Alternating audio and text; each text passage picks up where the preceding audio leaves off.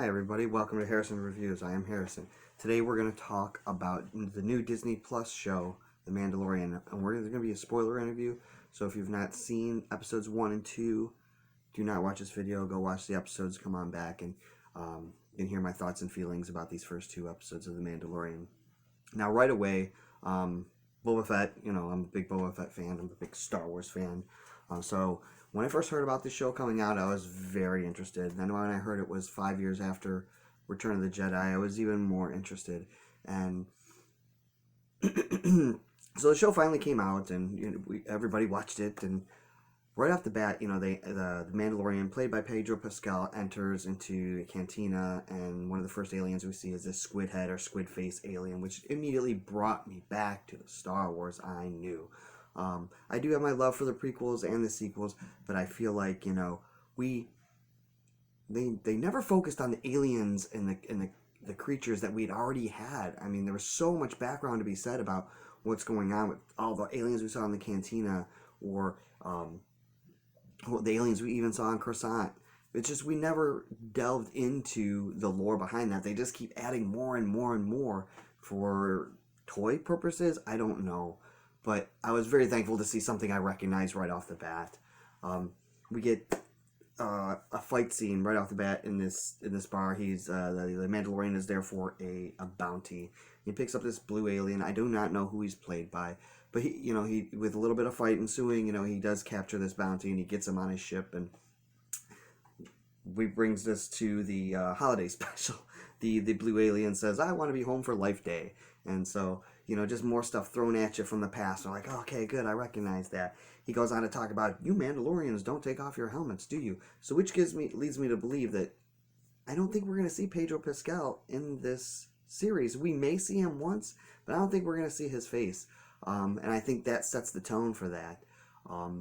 The alien then goes downstairs into the bottom of the ship to use the bathroom, and what do we see? Other bounties frozen in carbonite.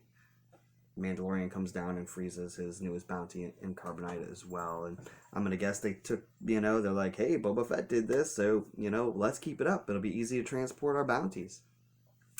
So, we get to another part of the show where the Mandalorian goes into another cantina-type place, and we see Carl Weathers. I'm not sure of his name in the show, but he is like he's a guy that sends bounty hunters out on their bounties, and what he has for our guy, the Mandalorian, isn't paying enough for him, and he's seeking out higher bounties. So he offers us something, and he does say, and this is kind of key for later in the show, he does say, well, we don't have a visual puck, is what they call these visual pucks. It shows you who your bounty is. We don't have a visual puck, and his age is 50 years old, and that's all we know. And he says, well, you got to go see this other guy on another planet, and he's going to tell you a little bit more about this bounty. So, and I could be wrong. It might not have been Carl Weathers who told him this. It may have been Werner Herzog, who Mandalorian then goes and sees in another place. And we see that Werner Herzog, I don't know his name in the show, he's got a Imperial... he's got some sort of he's got a necklace on, and it's got a badge or whatever, the Imperial badge on it. So he comes from the Empire. He's there in a room with a couple other stormtroopers, and he takes this bounty, and Werner Herzog gives him a piece of, I think it's called Beskar metal. I guess it's something the Mandalorians love to make their Mandalorian armor suits with or whatnot. So he does take the bounty, and off he goes. He then goes to his home world. One thing about this show is it has not really given us title cards on what planets he's going to, and I'm guessing that might be for a reason later on down the road. I'm not 100% sure. Excuse me if you can hear my dog barking in the background. We might be having visitors. But so we get to another planet, and we see the Mandalorian go into this lair, and there's other Mandalorians there.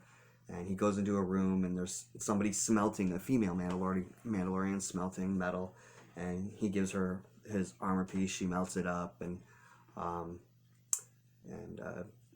whatever it is that they do, they smelt it, and they form the shape of a shoulder blade. for our Mandalorian. He puts it on, and during that time, and she's pounding and pounding, and he's having flashbacks of what would be, I'm assuming, his past, where we see like a family being overrun by robots, a lot of firing. So it comes back to the Mandalorian. He gets his piece of armor, he hops in his plane again, and off he goes to get his bounty. He gets to the planet. He encounters some old school nostalgia being thrown in from the Ewok TV shows. I think they're called blargs. They're like two-headed walking lizards. He encounters these things, and Ugnaught, played by Nick Nolte, shows up, and I'm not sure the Ugnaught's name. But he shows up, helps him out with these blargs. Because the Mandalorian's being attacked by them, and the Ugnaught kind of shoots these blargs with like a dart that makes them fall asleep. Ugnaught goes and tells the bounty hunter, he's been there for some time. Other people have come looking for this particular bounty as well and have not made it through. And the Mandalorian then agrees with Ugnaught to just, let him show him where this is. So basically, fast forward, we get to the place where the bounty is. Mandalorian's looking over on a ledge, and he sees, I can't remember if it was an alien race that we knew. I think it might have just been like human aliens. But we do see the IG unit droid marching into the town. And I'm assuming this is this IG-11 character that wasn't stated. And I'll get there in a minute. But it wasn't stated. And so the Mandalorian, he gets down to the hill, and he kind of stops the droid and say, hey, let's work together on this. And in a nutshell, yes, they do. And this is the first time we get to see an IG unit in action, and it's really cool. There's a lot of fast-paced shooting, a lot of real cool gunslinger, kind of like the gunfight, the OK Corral type of thing.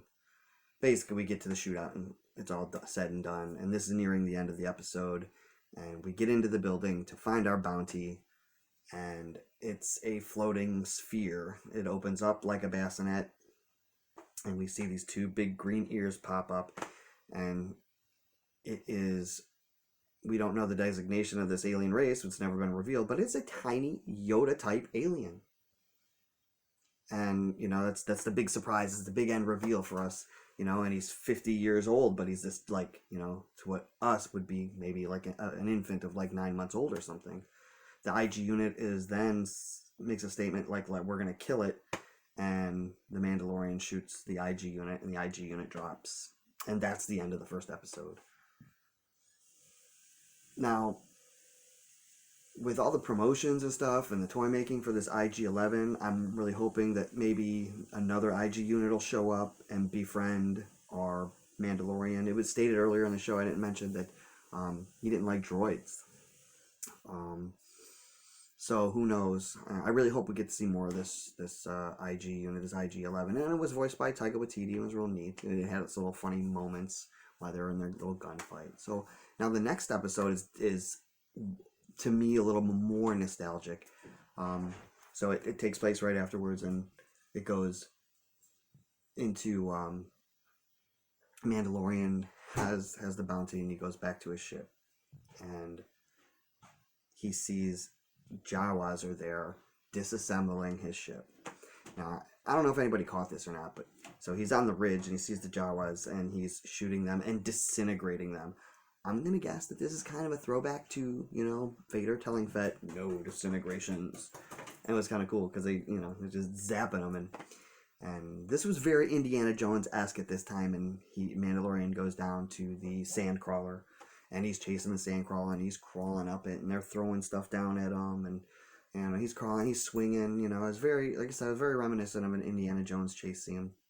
He gets to the top of this, of the sandcrawler, and there's 100, Jawas, and they all shoot him with those electric guns, and he falls off the sandcrawler. He wakes up, and he takes himself back to the Ugnaught, because he's still on that same planet. And the Ugnaught says, we got to make a deal with these Jawas. And Mandalorian's like, you know what? I'm not making a deal. They stole my stuff. And that's the only way that we're going to do this is if we make a deal. takes them to see the Jawas, and it's kind of funny because at this point now, I love the Jawas, and it was super awesome to see them in an action sequence like it was. See how they kind of operated like when they were under attack, and how they treated that. Um, and it was kind of comedic. They were definitely reminded me of the Minions, so I could definitely see where the Minions may have taken from the Jawas, and the Jawas have taken from the Minions, and it worked out for me. They get to the Jawas, and they're doing their little back and forth, and the Ugnaught asks the Jawas, well, what do they want to get this parts for the ship back so the Mandalorian could take off? And they say they want his armor. No, he's not going to do that. They say he wants the little baby. They say no, he can't do that.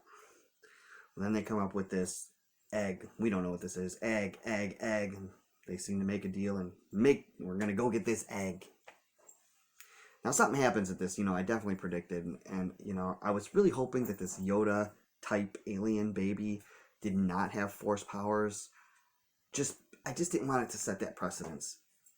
I'll just tell you right off the bat, it did, and we're gonna get to that in a minute. So we get to this cave where the Mandalorian is going for this egg, and we see like this type of woolly mammoth rhino creature, and the Mandalorian, kind of gets his ass handed to him,